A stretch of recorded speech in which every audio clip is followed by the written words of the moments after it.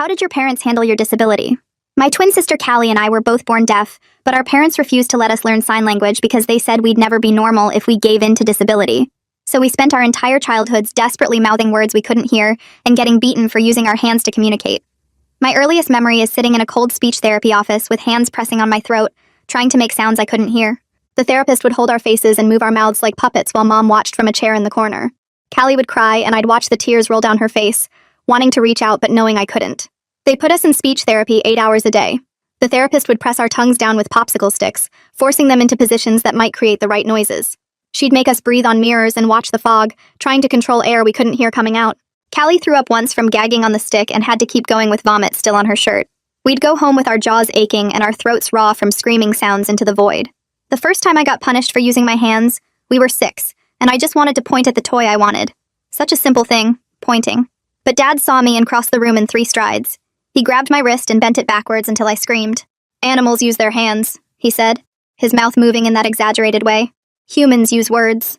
I couldn't tell him it hurt because I didn't know how to make those sounds yet. After that, they started tying our hands behind our backs during meals. We had to eat like dogs, faces in our plates, while they sat normally and talked to each other in conversations we couldn't follow. Callie learned to pick up her fork with her teeth. I went hungry most nights because I couldn't manage it. The rope left marks on our wrists that we had to hide at school. School was its own special hell. They enrolled us in a regular hearing school and told the administration we could lip read perfectly. We couldn't. Teachers would turn to write on the board while talking and we'd miss everything. Kids thought we were stupid because we never answered questions right. I'd watch their mouths move like fish and guess wildly at what they wanted. Callie developed a twitch from straining so hard to understand. When we were 10, I discovered other deaf kids existed when I saw a group signing on a field trip to the museum. I stared at them until Mom noticed and dragged us away. That night, she made us stand facing the wall for hours as punishment for watching those people. Soon, they installed cameras in our room to catch us communicating at night. The first month, they caught Callie and me creating our own crude gestures. Not real sign language, just desperate attempts to share our thoughts. Dad made us watch him delete the footage, then put our hands on the hot stove burner. Not long enough to cause real damage, just enough to make us remember. The message was clear. By 13, Callie had stopped trying to speak entirely. She'd move her mouth when forced, but no sound came out. Mom hired a specialist who used electric shocks to stimulate her vocal cords. I had to sit outside the room listening to my sister's screams, the only sound she made anymore. When that didn't work, they tried surgery to fix her throat. The doctor found nothing wrong because of course there wasn't. Our throats were fine. Our ears were the problem, but we weren't eligible for cochlear implants so they couldn't fix those. I broke when we were 15. Callie had been sick for days but couldn't tell anyone what was wrong. She kept holding her stomach, her face twisted in pain, but our parents ignored her attention-seeking behavior. She tried to draw on paper where it hurt, but Mom threw it away. Finally, she collapsed at dinner. At the hospital, they discovered her appendix had burst. She'd been dying in front of us, unable to communicate her pain. While Callie was in surgery, I lost it completely. I didn't know sign language, but I used every gesture I could think of to show the nurses what our parents had done.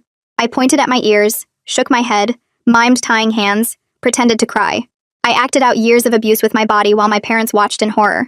A nurse who knew some sign tried to communicate with me, and when I couldn't respond properly, she understood something was very wrong. The surgeon came out looking grim. Callie had survived, but barely. The infection had spread because she'd suffered for so long. As they explained the months of recovery ahead, I grabbed a pen and paper from the nurse's station and wrote, "We are deaf. Parents won't let us sign. My sister almost died. Please help us." The nurse's face changed as she read it. She looked at my parents, then back at me. "How long has this been going on?" she asked, making sure I could see her mouth. I held up 10 fingers, then 5. Our whole lives. But when I turned around, my parents were already on their phones with their lawyers. Dad's mouth was moving fast, that way it did when he was really angry. I watched them work to destroy my plea for help and wondered if Callie and I would survive long enough to escape them. I stand frozen in the hospital hallway watching my parents' mouths move fast on their phones. Their panic tells me something important just happened.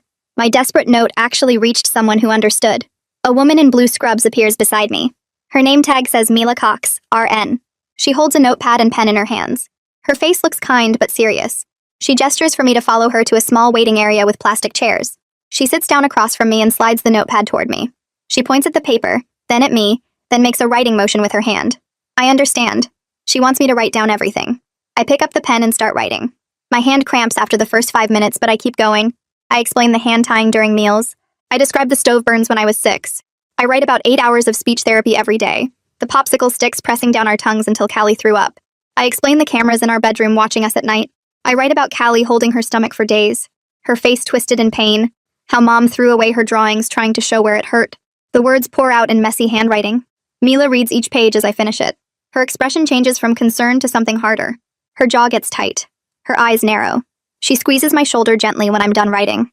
She takes all the pages and clutches them in both hands. She stands up and walks quickly toward the nurse's station. I watch her go, my hands still shaking from writing so much. My parents notice Mila leaving with the papers. Dad's head snaps up. He says something to Mom. They both start moving toward me. My father crosses the hallway in 3 long steps. His mouth forms words I can read clearly. What did you tell them? I step backward. My body remembers every punishment. My wrist remembers being bent until I screamed. My hands remember the hot stove, but a security guard in a dark uniform moves between us before my father can reach me. The guard holds up one hand toward my dad. He says something I can't read because his back is to me. My father stops moving. He stands there with his fists clenched. For the first time in my life, someone is protecting me from him. The guard stays between us. My mother pulls my father back toward the waiting area. They sit down but keep staring at me. I realize the hospital might actually keep me safe here. An hour passes. Maybe 2. I lose track of time sitting in the plastic chair. Dr. Morgan appears in the hallway. He's the surgeon who operated on Callie. He walks toward a door marked Administration.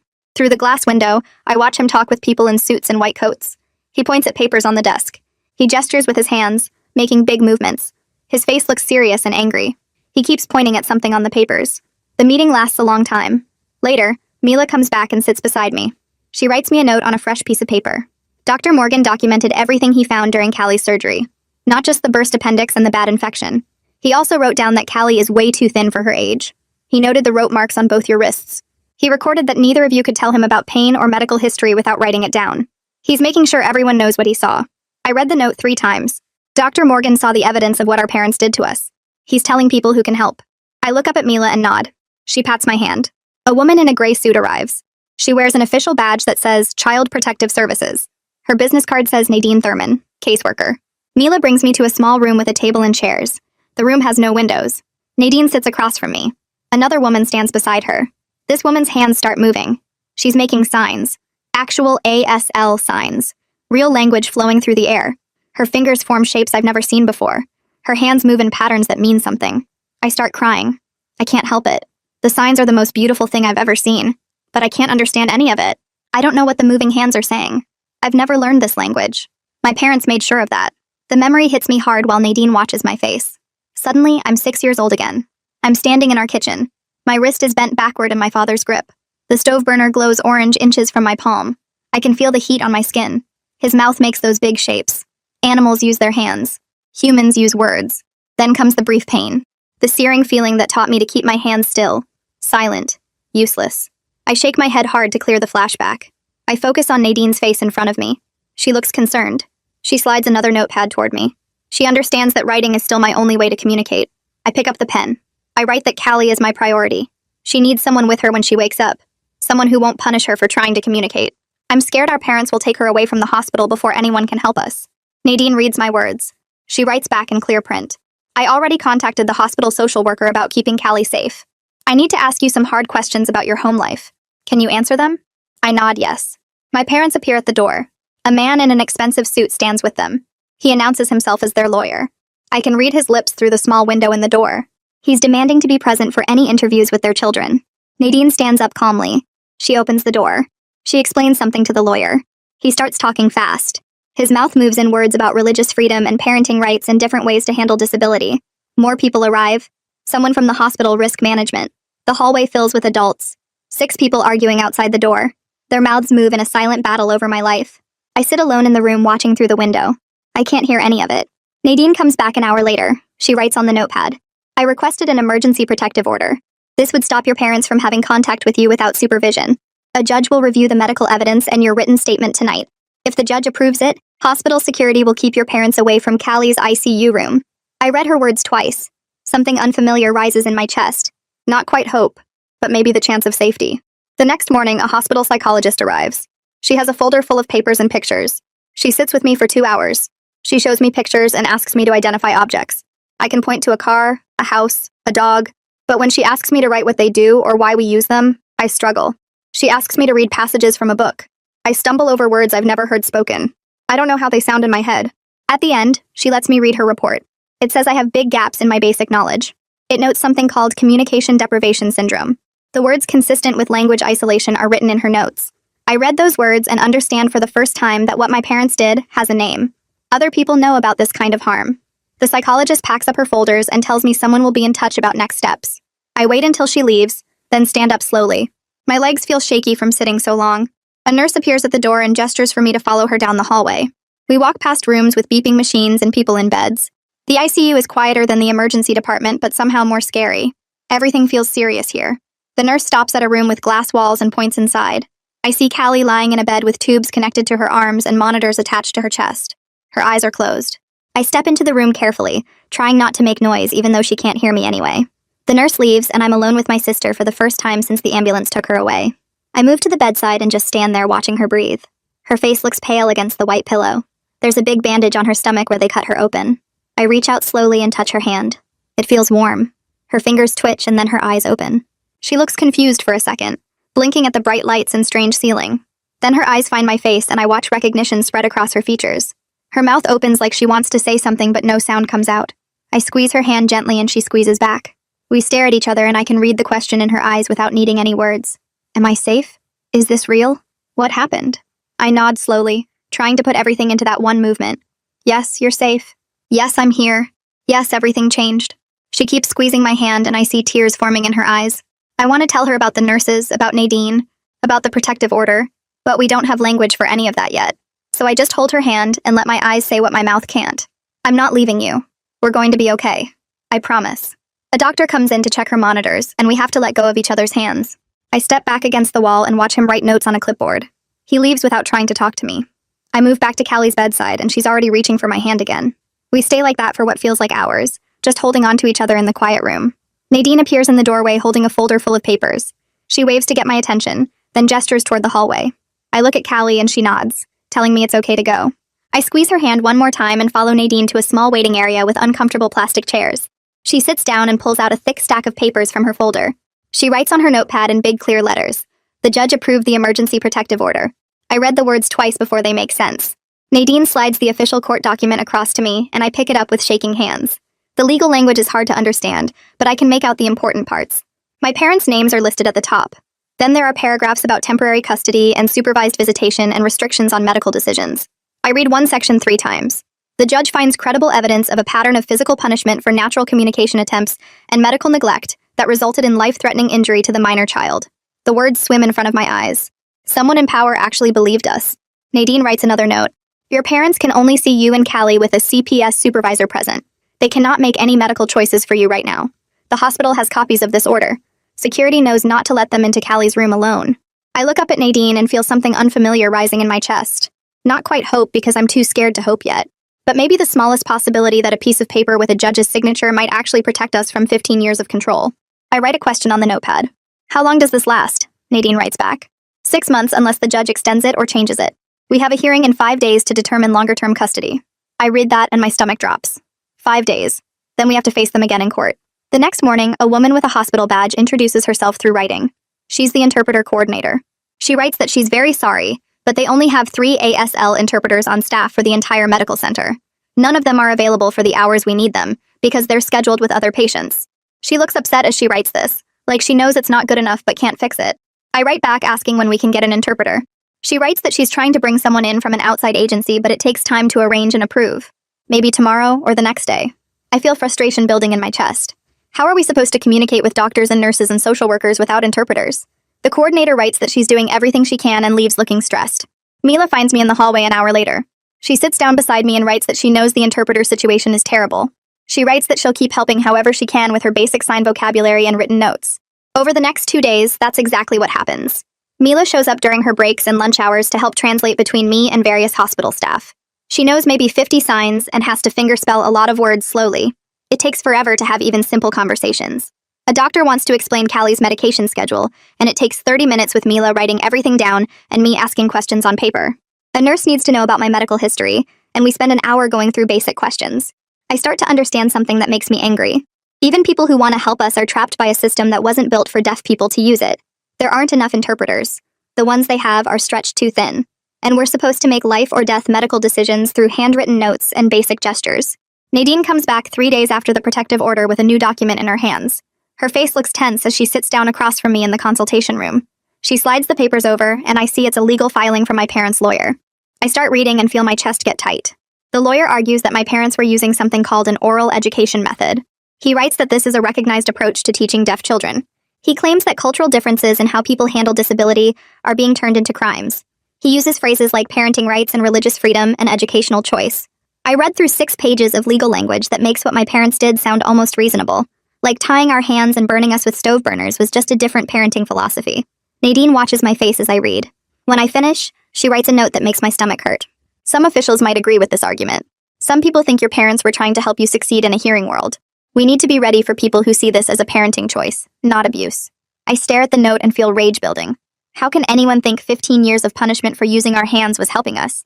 How can they call it a choice when we were 6 years old and had no power? But Nadine's face tells me she's serious. This is going to be a fight. Some people will take our parents' side. I write back asking what happens next.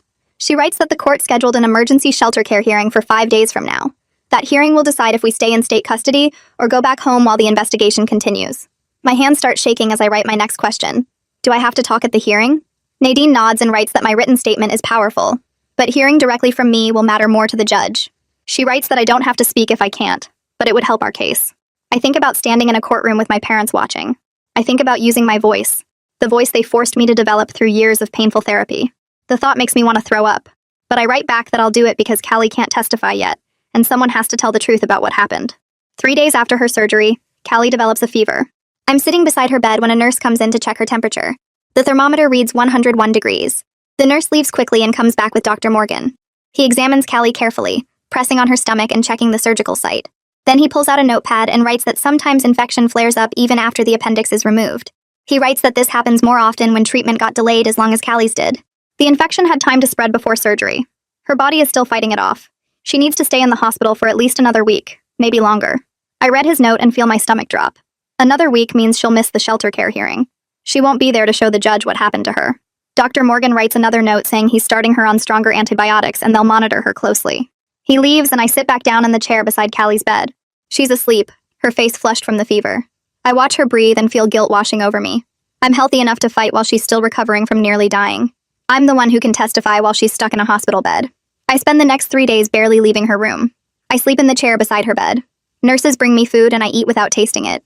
Nadine visits and updates me on hearing preparations, but I can barely focus on what she's writing. All I can think about is Callie lying there fighting an infection that happened because neither of us could communicate that she needed help. The fever breaks after 4 days, and Dr. Morgan writes that she's improving, but she still can't leave the hospital. She still can't come to court. I'm going to have to face our parents alone. The shelter care hearing happens in a small courtroom that smells like old wood and cleaning products. Nadine meets me outside and walks me through security. I've never been in a courthouse before. Everything feels too formal and scary. We sit in the hallway waiting for our turn, and I watch other families going in and out of different courtrooms. Some people are crying. Some look angry. Everyone looks stressed. Finally, a bailiff calls our case number and we walk into the courtroom. It's smaller than I expected from TV shows. There's a judge sitting up high behind a big wooden desk. My parents are already there with their lawyer, sitting at a table on one side.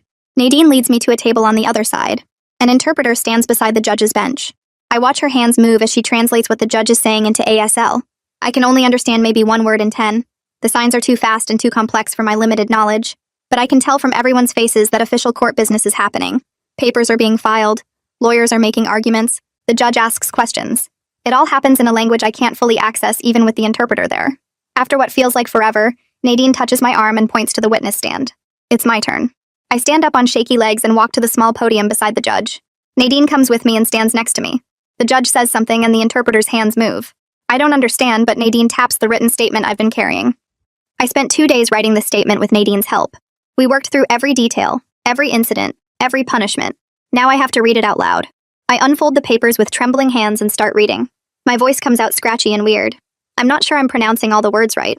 I describe the stove burn when I was 6. I describe the rope marks on our wrists from being tied during meals. I describe the cameras in our room. I describe 8 hours a day of painful speech therapy. I describe Callie's days of silent suffering, holding her stomach, unable to tell anyone about the pain. My voice cracks on some words. I have to stop twice to catch my breath, but I keep reading. I force myself to keep going even when I see my mother crying in the front row, even when my father's face turns red with anger, even when their lawyer objects and the judge tells him to be quiet. I read every word of my statement because Callie can't be here to tell her part. When I finish, my hands are shaking so hard the papers rattle. Nadine takes them from me gently and leads me back to our table. The judge talks for a long time after my testimony. The interpreter's hands move constantly, but I'm too overwhelmed to follow most of it. I catch a few signs I recognize. Temporary, custody, supervised. Finally, the judge bangs a wooden hammer thing on her desk and everyone stands up. Nadine writes quickly on her notepad. The judge granted temporary custody to the state. Your parents can only see you during supervised visits at the CPS office. I read the note and feel my knees go weak. Nadine grabs my arm to steady me. Relief floods through me so strong I almost fall down. But mixed with the relief is this confusing grief that sits heavy in my chest. I watch my parents being led out of the courtroom by their lawyer. My mother's face is crumpling, tears running down her cheeks. My father looks angry and defeated at the same time. I just destroyed my family. Or maybe I finally told the truth that needed telling. I don't know which one it is. Maybe it's both. Nadine writes another note. You were incredibly brave today. I stare at the word brave and it feels wrong. Brave is for heroes who choose to do hard things. I just asked not to be hurt anymore. That shouldn't require bravery. That should be basic. But I don't write any of this back to Nadine. I just nod and let her lead me out of the courtroom into the bright hallway. The following week, 3 people from the school district show up at the hospital with rolling suitcases full of testing materials. Nadine explained that federal law requires them to check any child in state custody who might need special education help. They set up in a conference room and spend the entire day testing me. The first woman shows me pictures and asks me to read words. I stumble over half of them. The second specialist makes me read paragraphs out loud and answer questions about what I read. I get maybe 60% right. The third person tests my vocabulary by showing me objects and asking me to explain how they're used. I can identify things, but explaining their purpose in writing is much harder. They test my ability to follow spoken directions by having me watch their mouths and do what they say. I miss most of the instructions because I can't lip read that well despite 15 years of forced practice. Each test reveals another gap in my knowledge. Things other 15-year-olds know that I don't. Words I've never learned. Concepts I missed because I couldn't hear teachers explain them. By the end of the day, I feel exhausted and stupid. One of the specialists must see my face because she writes a note saying this isn't about intelligence. It's about access. I didn't have access to education the way hearing kids do. That's not my fault. But reading those words doesn't make me feel better about how far behind I am. A week later, Nadine brings me their official report. It's 20 pages long and uses lots of big words I don't understand. But the main points are clear. I'm reading at maybe a 6th grade level. My vocabulary is limited. My speech is hard for strangers to understand. My ability to follow spoken language is poor. The report recommends something called an IEP, which Nadine explains is a plan for special education help. They want to give me an ASL interpreter for classes. They want to bring in a deaf education expert. They want to provide extra services to make up for years of educational neglect. I read the word neglect and feel it settle into my bones. That's what it was. Not helping me succeed. Neglect. A different woman comes to interview me the next week. She introduces herself as a court-appointed psychologist. She has an interpreter with her this time, someone who can actually translate everything we say. The psychologist asks questions about my feelings toward my parents. She asks what I remember about growing up. She asks what I'm afraid of now. She asks what I want for the future. The questions go on for 2 hours and I answer as honestly as I can. I tell her I'm scared and relieved at the same time. I tell her I love my parents and hate what they did to us. I tell her I don't know who I am without their control shaping every moment of my life. I tell her I'm angry that Callie almost died. I'm angry that we spent 15 years without real language. I'm angry that some people think our parents were just trying to help us. The psychologist writes everything down in a notebook. She doesn't react or judge. She just listens and writes. 2 days later, she comes back to interview Callie. I wait outside the room while they talk. After an hour, the psychologist comes out looking concerned. She writes a note saying Callie refused to speak or sign during the interview. She would only communicate through written notes, and even then, her answers were short. The psychologist writes that this is common for trauma survivors. Sometimes shutting down feels safer than opening up. She writes that Callie will talk when she's ready. We can't force it. I think about my sister lying in that hospital bed, silent in every possible way. Not speaking, not signing, barely writing, retreating into herself the same way she did at home when things got too hard. I want to fix it, but I don't know how. The psychologist must see my face because she writes one more note. You can't heal her. You can only heal yourself and be there when she's ready to heal too. I read those words and feel them hit something deep inside me. I've spent 15 years trying to protect Callie, trying to take punishments for her, trying to communicate for her. But maybe that's not what she needs anymore. Maybe she needs space to figure out her own path to healing, even if that path is different from mine. The first supervised visit happens 2 weeks later in a small room at the CPS office with gray walls and a table between us. Nadine sits in the corner with her notebook, her pen ready. My parents come in looking smaller than I remember, like they shrunk somehow. Mom's hair is pulled back tight and Dad's wearing a suit like he's going to court. They sit across from us and Callie grabs my hand under the table, squeezing hard. Mom's mouth starts moving in those big exaggerated shapes we were trained to read. I catch the words slowly. We only wanted you to have normal lives. Dad adds more words, his lips careful and precise. We were protecting you from being limited. I watch them form these excuses. The same ones they've probably told their lawyer and themselves 100 times. My hands stay still for a minute, old habit keeping them frozen. Then I remember Leo's lesson from yesterday and I lift my hands slowly. The signs are clumsy because I'm still learning, but I make the shapes clear. Number, hurt, US. 3 simple signs, but they land like bombs. Mom's face crumples and Dad's jaw gets tight. Nadine writes something in her notebook. The visit lasts 30 minutes and nobody says anything real. 3 weeks after Callie's surgery, Dr. Morgan schedules a follow-up appointment at the hospital. We sit in the exam room while he checks the surgical site, his fingers gentle on Callie's stomach. He writes notes on a pad and slides them across to us. The infection has cleared up completely, but there will be scarring inside that might cause digestive problems for years. You'll need to come back every few months so we can monitor it. Any stomach pain in the future needs to be taken seriously right away.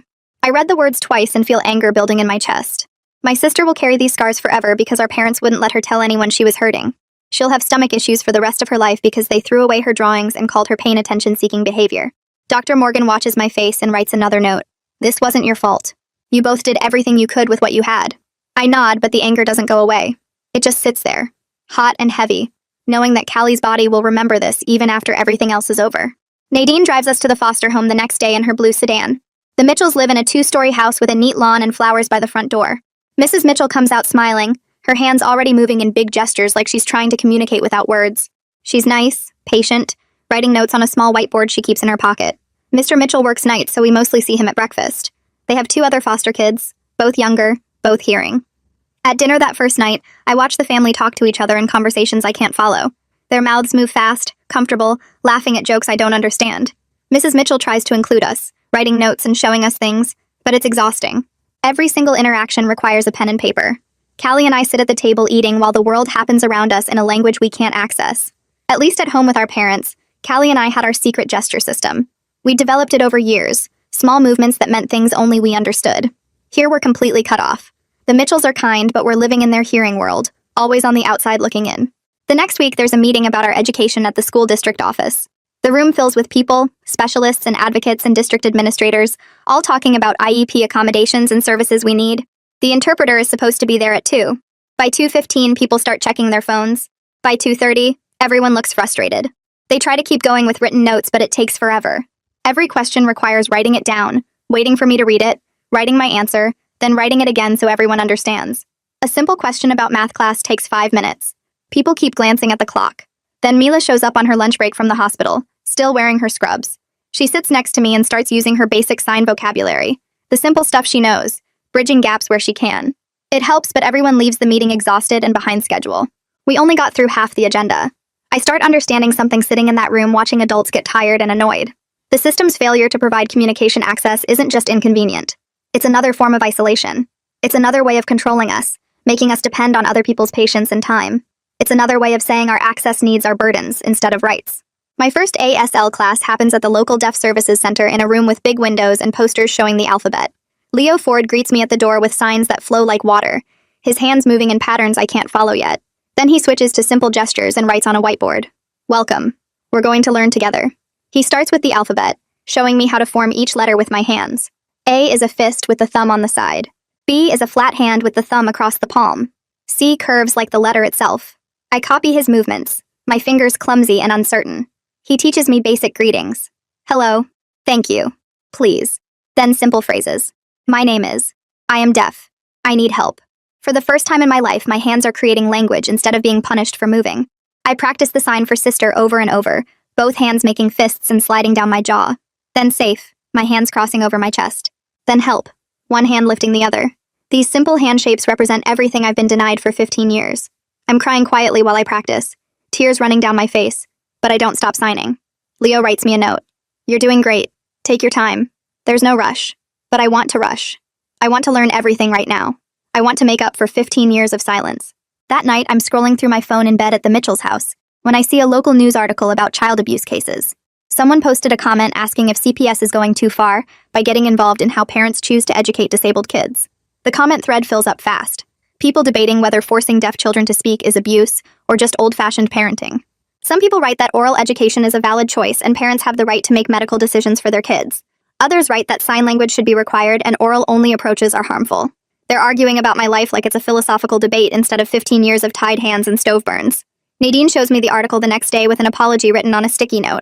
I read through the comments, Strangers who've never had their hands tied behind their backs arguing that our parents were just trying to help us. People who've never eaten with their face in a plate like a dog saying that speech therapy is important. I feel sick reading it, but I also start learning something. There will always be people who don't understand. People who think accommodation is giving in. People who believe being normal matters more than being safe. I can't control what they think. I can only control how much space I give their opinions in my head. A few days later, a woman named Haley Newton visits me at the foster home. Mrs. Mitchell brings her to the living room where I'm doing homework. Haley starts signing right away, her hands moving in full conversations I can't understand yet. Then she sees my confused face and switches. She pulls out her phone and types a message. Hi, I'm Haley. I'm deaf too. I was raised oral only until I was 16. I understand what you're going through. I read the message 3 times. She gets it. She actually gets it because she lived it. Haley types more messages, telling me about her childhood, about the grief and anger and confusion she felt when she finally learned sign language, about the community of deaf people who survived similar experiences. She writes that there are others like us, that we're not alone in this. She gives me her phone number and types that I can text her anytime, day or night, if I need to talk to someone who understands. For the first time, I'm meeting someone who's been through what I'm going through and came out the other side. Someone who's living proof that life gets better, that there's a future beyond the trauma. Haley hugs me before she leaves and signs something I don't know yet.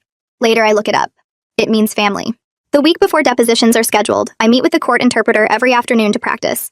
Her name is Sandra, and she's patient, professional, never rushing me. She teaches me how to pause after signing so she has time to voice my responses. How to look at the person asking questions, not at her. How to speak clearly if I'm using my voice instead of signing. We practice over and over. She asks me sample questions and I answer. Then we review how it went.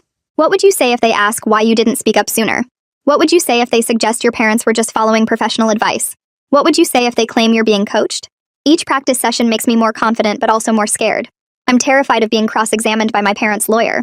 Terrified of having my words twisted into something that makes their abuse sound like love. Sandra writes me a note at the end of our last practice session. You're ready. Just tell the truth. That's all you have to do. But the truth feels so big and complicated. How do I explain 15 years in a deposition? How do I make them understand what it's like to have no language? No way to share your thoughts? No way to tell anyone you're hurting? At Callie's next therapy session, I sit in the waiting room while she meets with her therapist. After an hour, the therapist comes out looking concerned. She asks me to come into her office and shows me her notebook. Callie refused to write or gesture or engage with any of my questions today. She just sat there. I've seen this before with trauma survivors. Sometimes shutting down feels safer than opening up. I walk back to the waiting room where Callie sits staring at the floor. I try using our private gesture system, the one we developed as kids, asking if she's okay. She turns away from me. Later at the foster home, I try again. She won't look at me. I realize she's angry. Angry at me for speaking up and destroying our family. Angry at the system for separating us from our parents.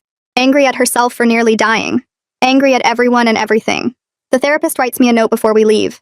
Give her space to process at her own pace. She'll talk when she's ready. But patience is hard when I can see my sister drowning. When I watch her retreat into the same silent survival mode she used at home. I want to fix it. To make her better. To protect her like I always have. But maybe that's not what she needs.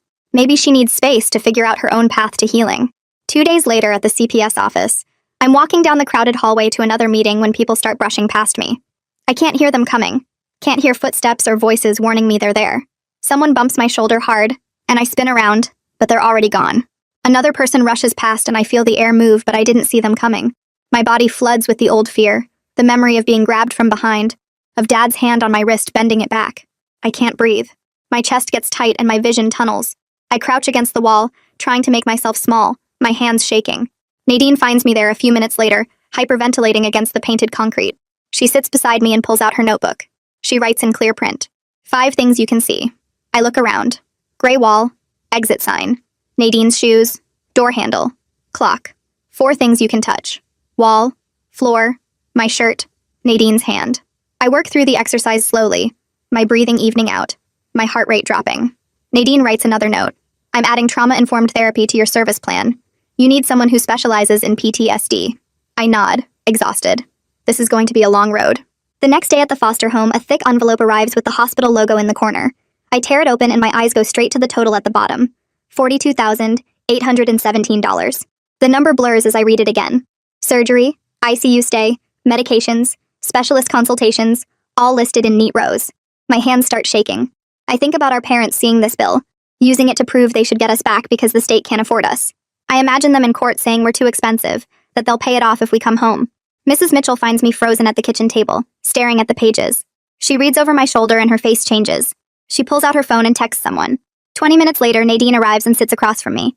She reads the bill carefully, then pulls out her notebook. Medical costs for children in state custody are covered through Medicaid, she writes in clear block letters. Your parents cannot use this as leverage. They have no financial responsibility for these charges. The state handles all of it.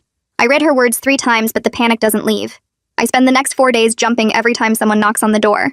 I check the mail obsessively, looking for more bills, more numbers that could trap us. I imagine debt collectors showing up, police saying we have to go home to pay it off. Nadine comes back twice more that week to repeat the same information, writing it out different ways until I finally start to believe her. A week later, Nadine shows me her phone with an email pulled up. A reporter from the local news station wants to interview us about the deaf twins abuse case. I read the email twice. The reporter writes about raising awareness and giving voice to the voiceless, an inspiring story of survival. My stomach twists. Part of me wants everyone to know what happened, wants to scream the truth to all those people who think our parents were just old-fashioned. But another part imagines our story on TV, people watching while they eat dinner, commenting on news websites about whether we're lying. Nadine writes, I advise against media contact while case is active. Could complicate legal proceedings. I nod and watch her type a polite decline. But that night I lie awake thinking about all the people who'll never understand, who'll keep defending the oral method, who'll say their parents did the same thing and they turned out fine. That evening, Callie and I sit on our beds in the room we share at the foster home. I show her the signs Leo taught me in our last class. The alphabet first, my fingers forming each letter slowly, then simple words. Sister. Home. Safe. She watches my hands carefully, then copies the movements. Her fingers are hesitant at first, unsure. We practice for 20 minutes, then I pull out the old gesture system we created as kids. The tap on the shoulder that meant danger, the finger to the lips that meant parents coming, the hand on the heart that meant I love you. We combine them now, mixing Leo's proper ASL with our survival language, creating something that's ours. Callie signs sister in ASL, then adds our old heart gesture. I do the same back. We sit there in the quiet room, our hands moving freely in the lamplight, choosing how we talk for the first time in our lives. Mrs. Mitchell walks past the open door and smiles but doesn't interrupt. These evening sessions become our ritual. Every night after dinner we practice. Sometimes we laugh when we mess up a sign. Sometimes we cry remembering why we never learned this before. But we keep going, reclaiming what was stolen. The dependency case attorney schedules a meeting at her office downtown. She's a woman in her 40s with graying hair and kind eyes. She sits across from me with a legal pad and writes out our options in neat columns. Option 1. Focus on dependency findings. Keep you in foster care with services. Parents maintain some rights but supervised contact only. She pauses while I read, then continues writing. Option 2. Pursue criminal charges for child abuse. More traumatic for you. Court testimony. Cross-examination. But could lead to professional consequences for the speech therapist. I stare at the 2 columns. She adds more notes. Criminal prosecution means police investigation. Possible jail time for our parents. The therapist losing her license. Dependency findings mean safety and services but less accountability. I'm 15 years old and someone's asking me to decide between justice and healing, between punishment and protection. The attorney writes, no rush. Think about it. We can discuss more. But my head already hurts from the weight of it. I want someone else to make these decisions. I want to be a kid who worries about homework and friends, not whether to send her parents to jail. I leave her office exhausted, the 2 options spinning in my mind like a coin that won't land. 2 days later, Nadine brings more paperwork to the foster home. Court documents, official letterhead, legal language I can barely understand. She sits with me at the kitchen table and we read together. Our parents filed a formal complaint against the hospital and CPS. Their lawyer argues that the oral method is a recognized educational approach, and that the state is discriminating against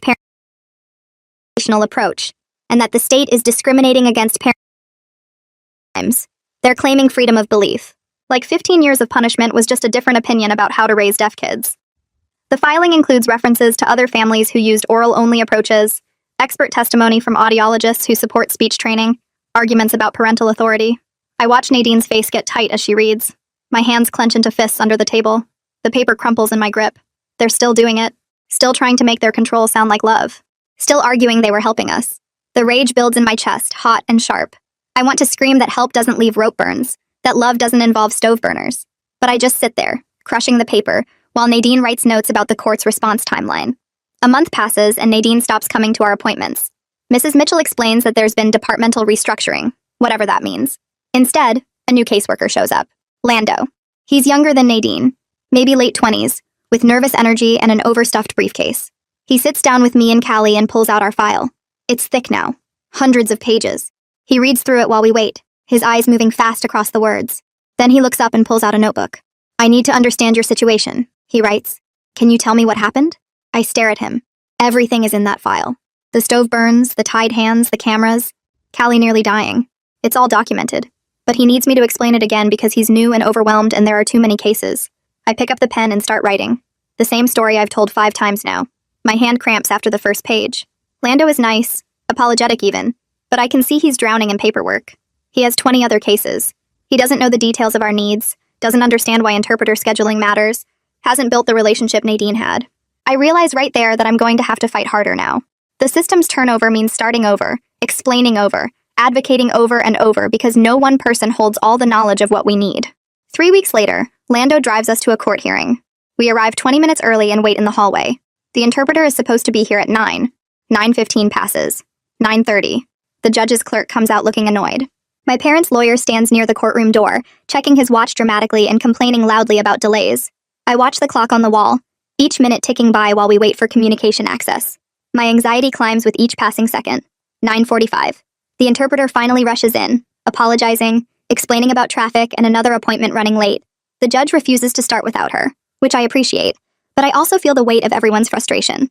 The lawyer's comment about accommodation delays hangs in the air. I understand something new sitting in that hallway. Interpreter shortages aren't just scheduling problems. They're barriers that make my access needs feel like burdens. They're delays that make people annoyed at me instead of at a system that doesn't hire enough interpreters. They're proof that the world wasn't built for deaf people to move through it easily. My therapy sessions continue weekly. This time, the therapist writes something new at the top of a page. Internalized ableism. Below it, she adds a definition in careful handwriting. When disabled people absorb society's negative messages about disability and believe they're true. She slides the paper across to me and writes a question. What messages did your parents give you about being deaf? I stare at the definition. Then I start writing. That signing would make me less than. That speech was the only way to be fully human. That my hands were wrong, animal-like, shameful. That I needed to be fixed. That accommodation was giving up. That being deaf meant being broken. The list grows longer. The therapist reads it and nods slowly. She writes, "You still believe some of these. I can hear it in how you talk about yourself. I feel something shift in my chest. A recognition. I do still believe it. Part of me still thinks I should try harder to speak clearly. That using ASL is easier but lesser. That needing interpreters makes me a burden. My parents' voices live in my head, telling me I'm not enough as I am." The therapist writes one more thing. Naming the shame is the first step to releasing it. I fold the paper and put it in my pocket, carrying the words with me. A medical appointment follows the next week. A team of doctors reviews my records, spreading papers across the exam room table. One of them, an audiologist, writes out an explanation. "You are technically eligible for cochlear implant evaluation as a young child." I read the sentence twice.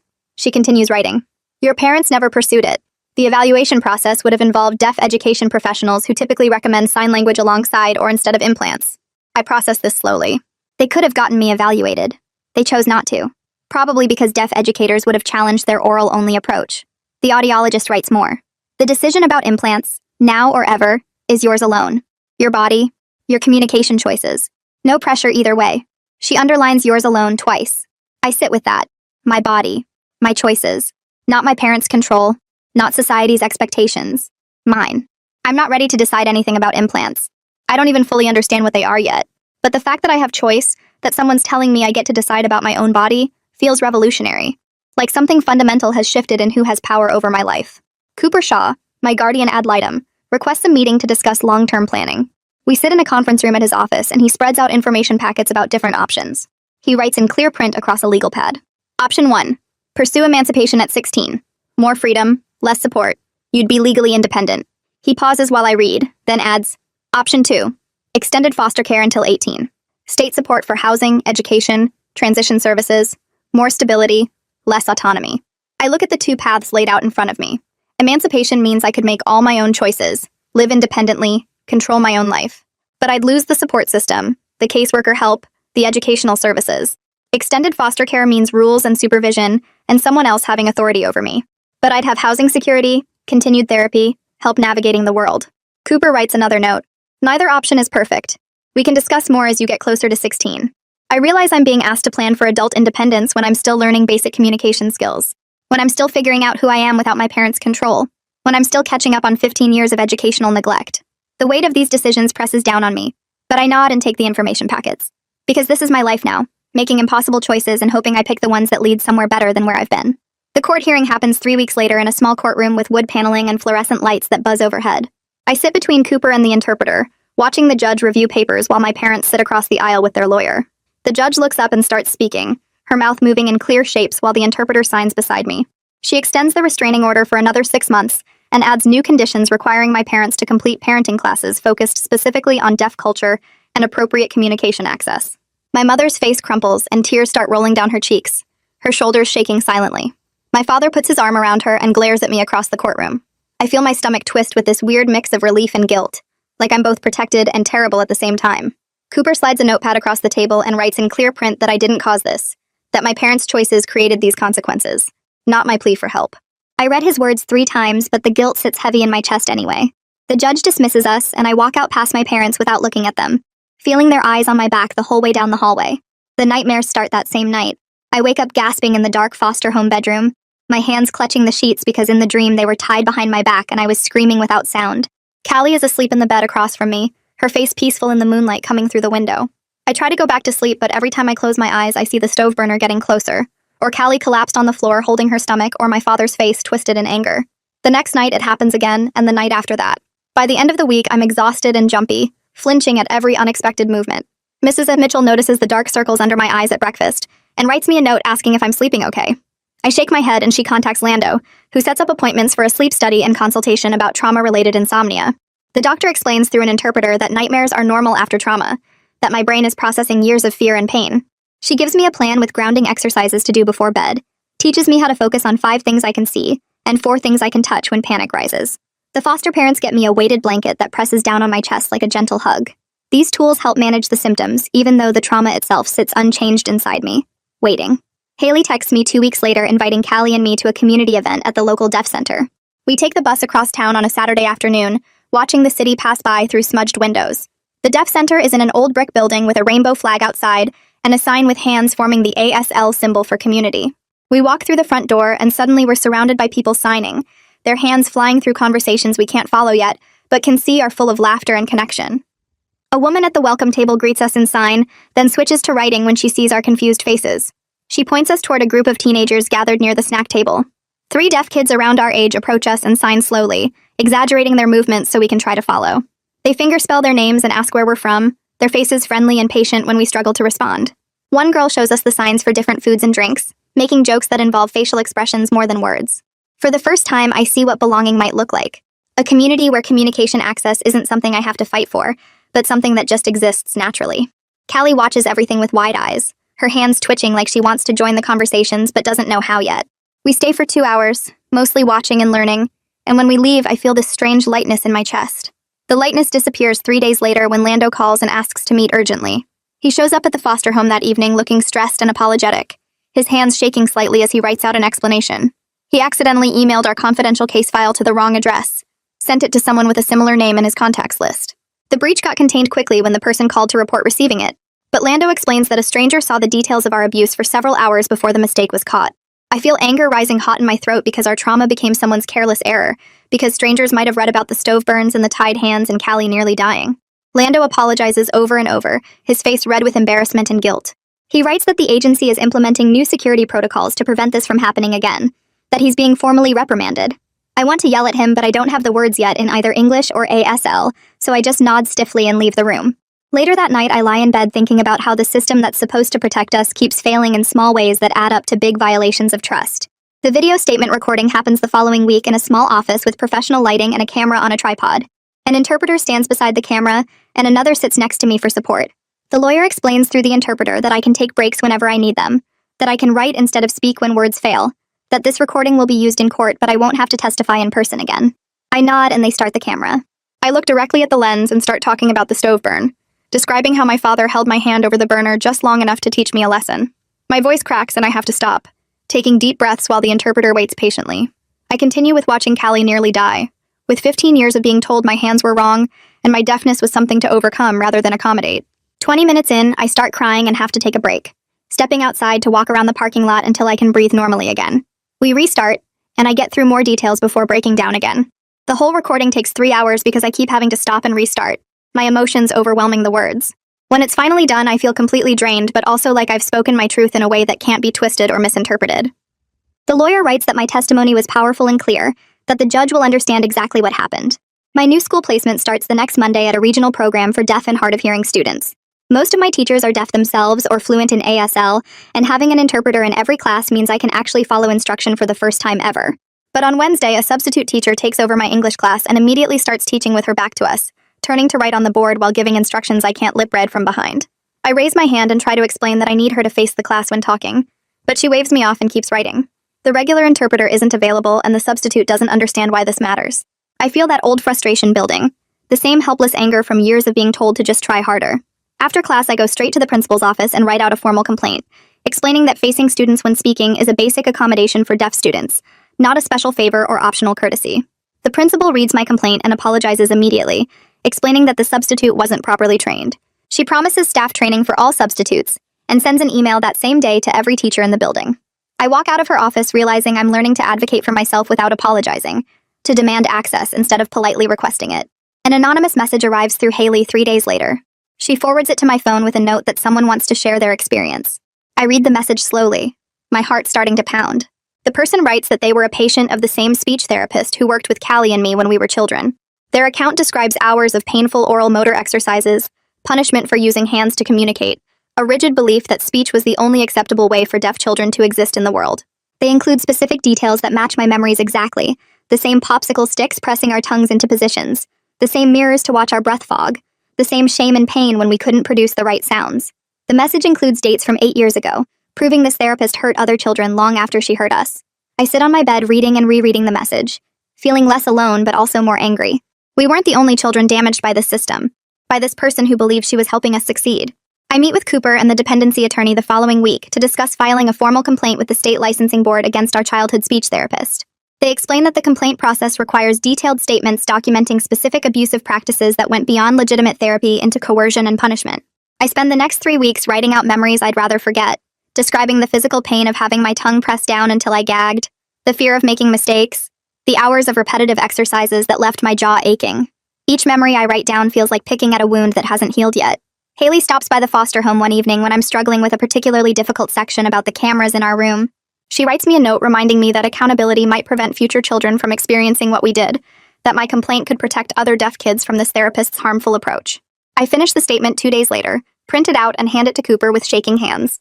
The licensing board sends a letter 6 weeks later scheduling a preliminary hearing to determine whether the complaint warrants full investigation. Cooper explains through written notes that the process could take months or even years, that professional licensing investigations are deliberately slow and thorough to protect both people who file complaints and practitioners being investigated. I feel frustrated by how slowly accountability moves, wanting immediate consequences for the harm this therapist caused. Cooper writes that justice isn't always swift, but that doesn't mean it's not worth pursuing, that systems have to be careful and methodical even when that feels painfully slow. I learned to sit with the discomfort of waiting, of knowing that doing the right thing doesn't always lead to quick satisfaction. Dr. Morgan schedules Callie's 3-month follow-up appointment, and we take the bus to his office on a Tuesday morning. He examines her surgical site carefully, pressing gently on her abdomen and watching her face for signs of pain. Through written notes, he explains that the site is healing well, but she'll need ongoing monitoring for adhesions and digestive issues related to internal scarring from the burst appendix and infection.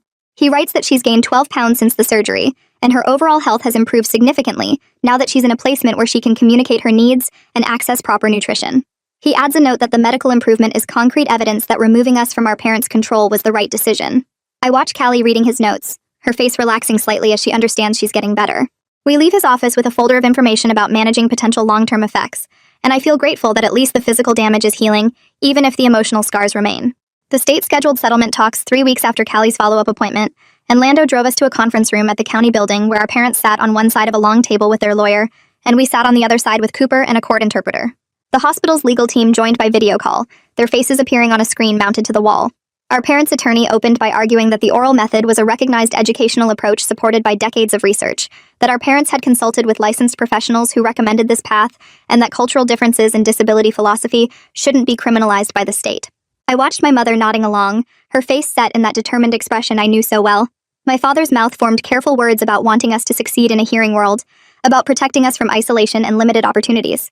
The hospital's lawyer countered with medical records documenting Callie's near death from burst appendix, the rope marks on our wrists, my written testimony about punishment for using our hands.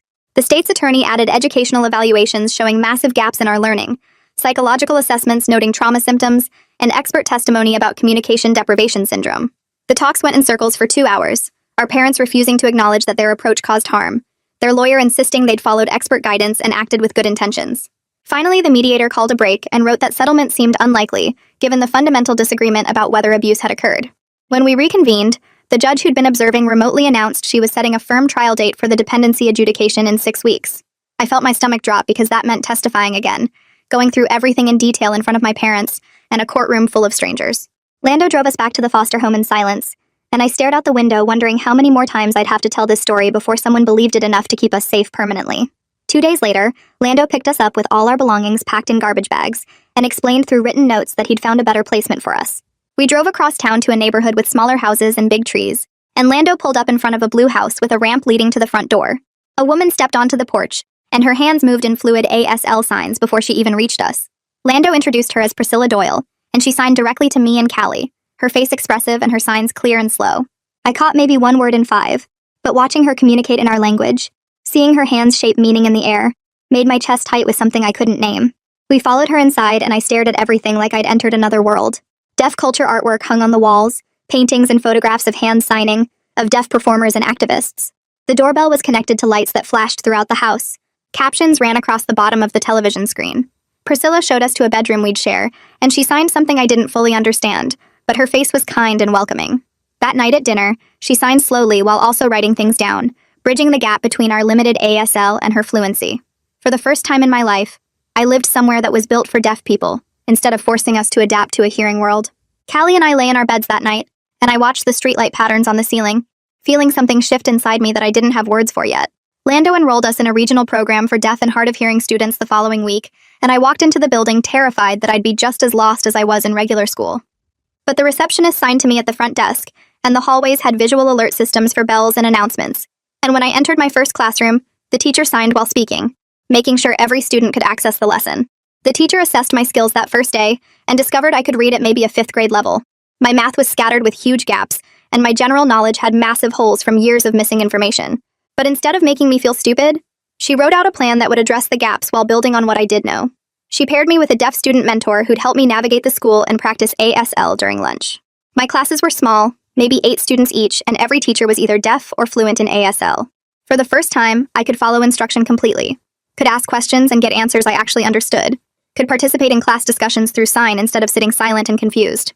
I came home exhausted those first weeks because learning in a language I was still acquiring took massive mental energy, but I was actually learning instead of just surviving. My confidence grew with each assignment I completed successfully, each test I passed, each moment I understood what was happening around me. The dependency adjudication hearing started on a cold morning in November, and Cooper met us outside the courthouse to explain what would happen. The hearing would span 2 full days with testimony from everyone involved in our case. I'd have to testify again, but this time with more preparation and with Cooper beside me for support. We entered the courtroom and I saw my parents sitting with their lawyer, my mother's face pale and my father's jaw set hard. The judge called the hearing to order and the state's attorney began presenting evidence. Felix Morgan testified first, describing Callie's medical condition when she arrived at the hospital, the burst appendix and dangerous infection, the signs of neglect he'd observed beyond the immediate medical emergency. He explained that the delay in treatment had caused internal scarring that would affect Callie for years, possibly her whole life. Mila Cox testified next about her attempts to communicate with me, about the desperation in my gestures, and the written note that revealed years of abuse. Nadine took the stand and walked through her investigation, the interviews she'd conducted, the evidence she'd gathered. A psychologist testified about communication deprivation syndrome, explaining how denying a deaf child access to language causes measurable cognitive and emotional harm. Educational specialists presented our test results and evaluations, documenting the massive gaps in our learning that resulted from years in inaccessible classrooms. The first day ended with testimony from the speech therapist who'd worked with us as children, and I watched her defend the oral method as legitimate, while the state's attorney pressed her on specific techniques she'd used that crossed into punishment and coercion. The second day started with my testimony, and I took the stand with the interpreter beside me. Cooper had helped me prepare for days, practicing staying calm under cross-examination, focusing on facts rather than emotions. I described 15 years of communication deprivation in clear, specific detail. The rope marks on our wrists from having our hands tied during meals. The stove burn when I was 6 that taught me to keep my hands still. The cameras installed in our room to catch us trying to communicate. The hours of painful speech therapy that left our jaws aching and throats raw. Callie's days of suffering with appendicitis because she had no way to tell anyone what was wrong. I watched the judge's face as I testified, and I saw her expression shift from neutral to concerned, to openly angry. My parents' attorney cross-examined me, trying to frame their actions as misguided love rather than abuse, but I held firm to the facts of what happened. When I stepped down, I felt wrung out, but also stronger somehow, like I'd finally been heard completely. The judge took a brief recess to review her notes, and when she returned, she issued her ruling from the bench without hesitation. She found our parents responsible for medical neglect that nearly killed Callie, for educational neglect that left us years behind academically, and for emotional abuse through systematic denial of communication access. She ordered them to complete extensive parenting classes focused specifically on deaf culture and appropriate accommodations, to attend therapy to address their beliefs about disability, and ruled that we would remain in state custody with only supervised visitation until further review in 6 months. My mother started crying, and my father's face went hard and cold, but I felt relief wash through me so strong my knees went weak.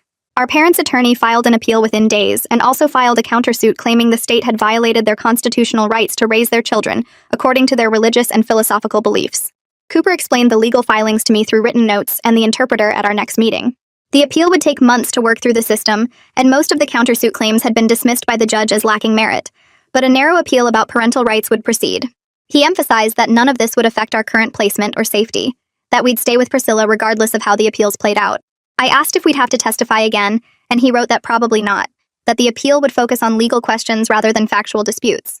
I felt frustrated that the legal process kept dragging on, that there wasn't one clean moment where everything got resolved and we could move forward. Cooper wrote that I needed to learn to live with uncertainty, that legal systems move slowly and messily, and that healing couldn't wait for perfect closure. I read his note 3 times and tried to accept that justice doesn't always look like what you imagine, that sometimes you have to keep living and healing even while the official processes grind forward at their own pace. My therapy sessions with the trauma counselor started shifting focus around this time, moving from crisis management to deeper identity work. She asked me to think about who I was beyond being a survivor of abuse, to consider what interests and dreams I might have if I wasn't constantly in survival mode. The question stumped me because I'd never thought about myself that way.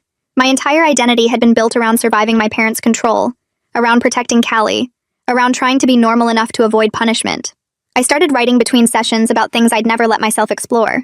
I liked art and drawing but had never pursued it because my parents said it was frivolous. I was curious about science but had missed so much school that I didn't know where to start. I wondered what it would be like to have friends, real friends who I could talk to freely, instead of the careful surface relationships I'd maintained to hide our home life. The therapist asked me to write about the person I wanted to become, now that I had access to language and education, and I spent hours staring at blank paper because the possibilities felt overwhelming. The narrative was slowly reframing in my head from what was done to me to who I'm choosing to become, and that shift felt both liberating and terrifying.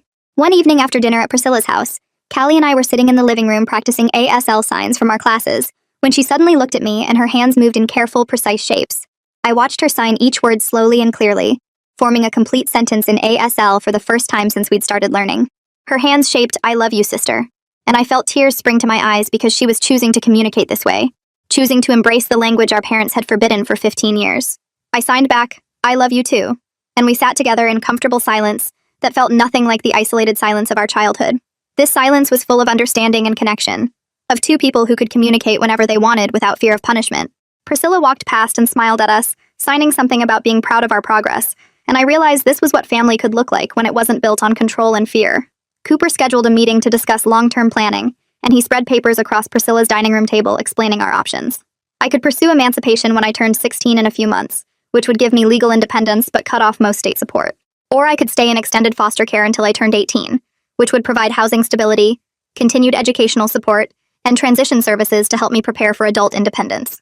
He wrote that extended foster care would let me finish high school in my current program, would provide therapy and medical care, would help me learn life skills and financial management.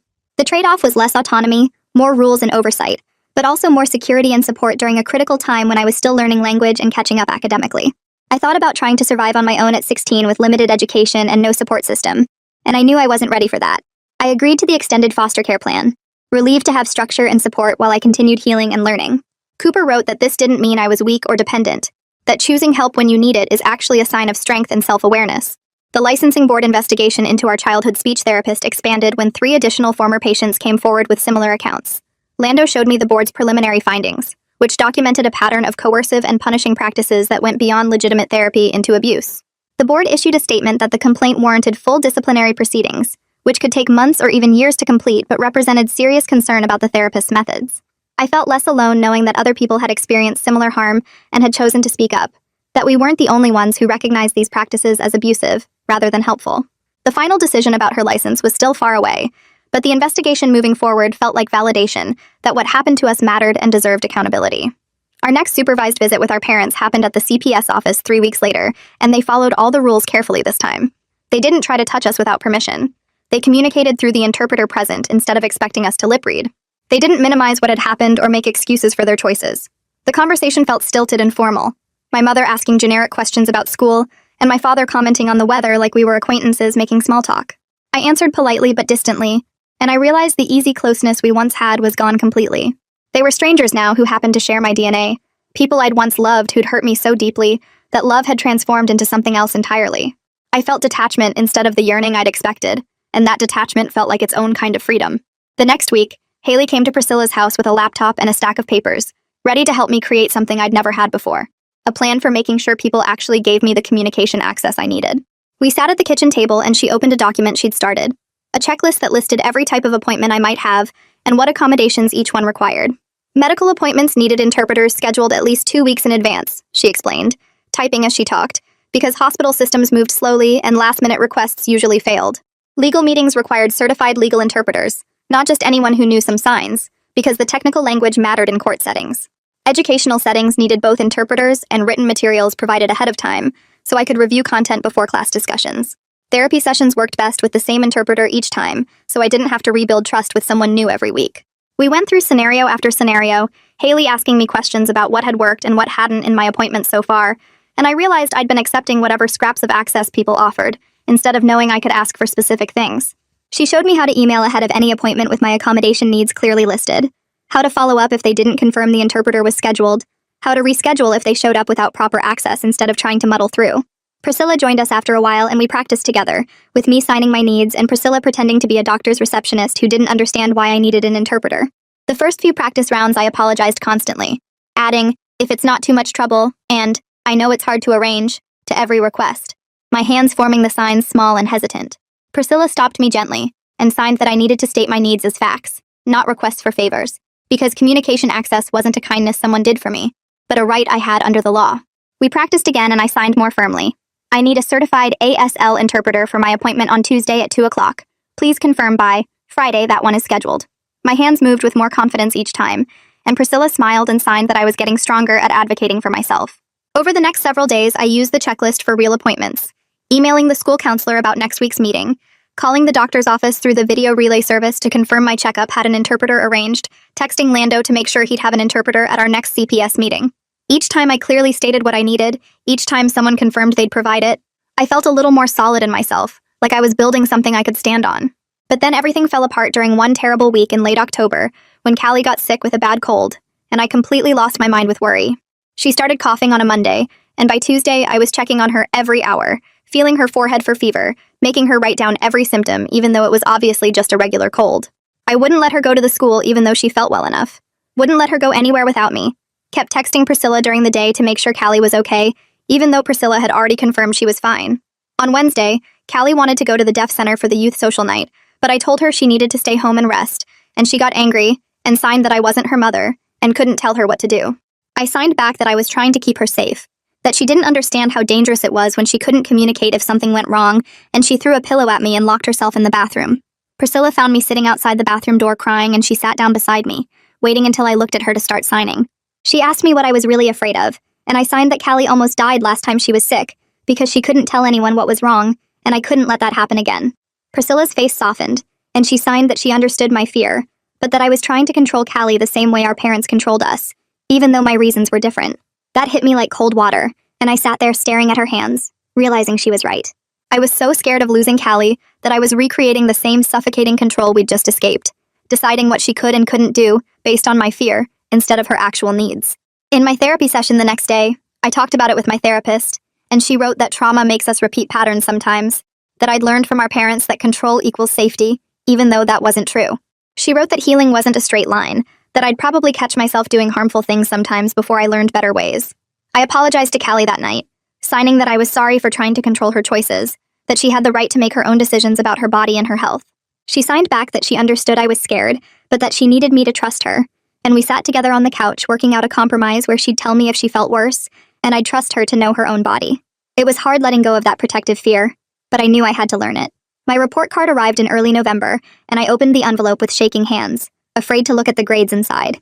But when I unfolded the paper, I saw passing grades in every single subject. C's and B's where I'd never gotten anything but F's before. My English teacher had written a note saying I'd made significant progress in reading comprehension, now that I could actually understand the class discussions, and my math teacher commented that I was catching up quickly with the right support. I was still behind where other kids my age were supposed to be. The report noted that clearly, but the trajectory was pointing up instead of down for the first time ever. The special education coordinator scheduled a meeting to discuss my options going forward, explaining through the interpreter that I could either work toward a traditional diploma if I kept making progress at this rate, or I could pursue a GED if that felt like a better fit for my learning style and goals. She showed me charts comparing the two paths, talking about how many credits I'd need for a diploma versus the subjects covered on the GED test, and asked me what I wanted to work toward. I realized I'd never been asked what I wanted for my education before, had never been given choices about my own learning. I told her I wanted to try for the traditional diploma, that I wanted to prove I could do what other students did if I had the right access and support. She smiled and signed that we'd make a plan together, adjusting as we went based on how things progressed. Walking out of that meeting with my passing report card in my backpack, I felt something I'd never experienced before. Earned pride and academic achievement that came from actual learning instead of just surviving. The following week, Haley texted me about a peer support group she was starting for deaf teenagers who'd experienced educational neglect or family rejection, asking if Callie and I wanted to participate. I was nervous about sharing our story with strangers, but Haley assured me that everyone in the group had been through similar things, that we'd all understand each other in ways hearing people couldn't. The group met at the Deaf Center on a Thursday evening, 6 teenagers sitting in a circle with Haley facilitating. She started by having everyone introduce themselves and share a little about why they were there, and I watched the other kids' hands as they signed their stories. One girl's parents had forced her to use hearing aids that caused her physical pain because they refused to accept she was deaf. A boy's school had put him in a mainstream classroom with no interpreter for 3 years, and he'd failed everything until his grandmother fought for services. Another girl had been kept isolated at home with no language access at all until CPS removed her at age 12. Their stories were different from ours in the details, but the same in the fundamental ways. Parents who saw deafness as something to fix instead of just a different way of being. Systems that failed to provide basic communication access. Years of struggling alone without the language we needed. When it was my turn, I signed about the speech therapy and the tied hands, and Callie almost dying, and everyone in the circle nodded with recognition because they understood that specific kind of pain. Callie signed too, more than I'd seen her sign in front of others, talking about the electric shocks and the surgery, and how angry she still was about all of it. After the group ended, several kids came up to us and signed that they were glad we'd shared, that hearing our story made them feel less alone. Walking back to Priscilla's car, Callie signed to me that she'd never realized other people had gone through things like we did, and I signed back that neither had I. The isolation we'd carried for so long felt a little lighter, knowing we were part of something bigger than just our individual pain. Saturday morning, Priscilla drove us to a park across town, parking near a playground where families were scattered around enjoying the warm weather. Callie and I walked to a bench under a big tree and sat down, and she started signing to me about her math homework, complaining about how hard fractions were. I signed back teasing her about always hating math, and she laughed and signed about a funny video she'd watched the night before. We went back and forth like that for a while, our hands moving freely in the open air, having a completely normal conversation about completely normal things. People walked past us on the path, and nobody stared or stopped or commented on our signing. Parents pushed strollers by, and kids ran around playing, and we were just 2 teenagers sitting on a bench talking to each other. After 15 years of hiding our hands, of communicating in secret, of being punished for natural language, this simple moment of normalized deaf communication felt like reclaiming something fundamental. The sun was warm on my face, and Callie was signing about wanting to try out for the deaf school's volleyball team, and everything felt ordinary in the most extraordinary way. I signed to her that I loved her, and she signed back that she loved me too, and we sat there together in comfortable silence, watching the world move around us without fear. The final supervised visit before our 6-month review happened on a cold Monday afternoon at the CPS office. Lando sat in his usual corner chair, while the interpreter stood near the table where my parents and I faced each other. I'd practiced what I wanted to say with Priscilla and my therapist, working out exactly how to set boundaries that felt right for me. When everyone was settled, I signed clearly through the interpreter that I was willing to maintain limited contact with my parents if they continued respecting our communication needs and stopped trying to minimize what had happened to us. I signed that I needed them to acknowledge the harm they'd caused, not keep making excuses about trying to help us be normal. My father's face hardened, and his mouth started moving in that angry way. But before he could say anything, my mother put her hand on his arm. She looked at me, and then her hands moved slowly, carefully forming signs I recognized from my ASL classes. "We understand," she signed, the movements hesitant but deliberate.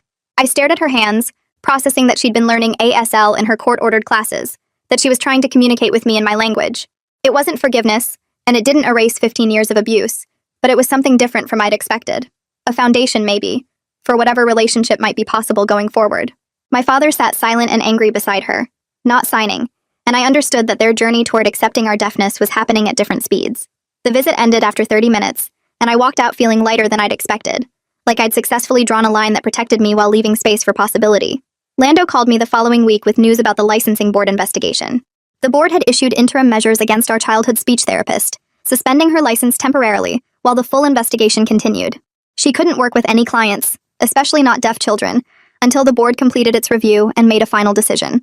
Lando explained that the final ruling could take another year or more because these processes moved slowly through bureaucracy, but the immediate suspension meant she couldn't hurt any other kids while they investigated.